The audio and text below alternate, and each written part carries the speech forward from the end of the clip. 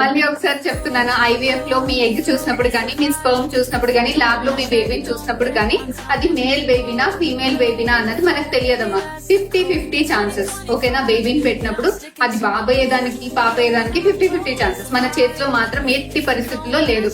మన చేతిలో అంటే నా చేతిలో అని కాదంటే మీకు అనుమానంతో వేరే డాక్టర్స్ దగ్గరే అడుగుతారేమో. ఓకేనా? సో ఏ డాక్టర్ చేతిలో కూడా లేదు. మన ఇండియాలో ఆ జెనెటిక్ టెస్ట్లన్నీ కూడా గవర్నమెంట్ కంట్రోల్లో ఉంది. పీసీపీఎన్డిటీ లా. లా అంటే లాకి అగేన్స్ట్ గా మనకి ఏదైనా చేస్తే డైరెక్ట్ గా వీఆర్ మెంట్ ఫర్ ఇంప్రిజన్మెంట్, అంటే జైల్లో పెడతారు మనం. సో అట్లాంటి జైల్లో పెట్టడానికి చేయడానికి ప్రయత్నాలు కూడా మన దగ్గర లేవు. ఎందుకంటే అలాంటి జెనెటిక్ టెస్ట్లు అన్ని కూడా గవర్నమెంటే కంట్రోల్ చేస్తుంది. సో ఎట్టి పరిస్థితుల్లో కూడా ఎవరికైనా ఇక్కడ కూర్చున్న వాళ్ళకి అలాంటి అపోహలు ఉంటే, అంటే ఒక సెంటర్ లో కొంతమంది డాక్టర్స్ అంటే ఫ్రాంక్ గా ఓపెన్ గా చెప్పేస్తారు, కొంతమంది అంత ఓపెన్ గా చెప్పనప్పుడు అన్నెసరిగా మోసప్ అయితే పోకండి. అట్లాంటివి అయితే ఎక్కడ ఉండదు. First thing.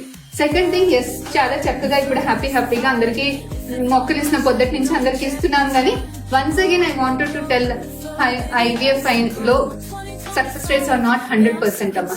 సో అందరూ హ్యాపీగా కేక్లు కట్ చేస్తున్నాం, మొక్కలు ఇస్తున్నాం, కానీ success rates I will tell you again, it is not 100%.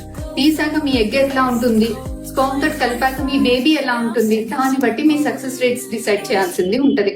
So చాలా మంది స్పర్మ్ తక్కువగా ఉన్నప్పుడు, ఎగ్ తక్కువ ఉన్నప్పుడు మాకు సక్సెస్ కాదేమో అని టెన్షన్ పడుతుంటారు. సో ఇక్కడ ఉన్న వాళ్ళలో చాలా మందికి ఎగ్ ఇప్పుడు ఇచ్చిన పాజిటివ్ వచ్చిన వాళ్ళలో కూడా కొంతమందికి ఎగ్స్ బాగా వీక్ గా ఉంటాయి, కొంతమందికి స్పర్మ్స్ చాలా వీక్, ఆల్మోస్ట్ 0 ఉంది.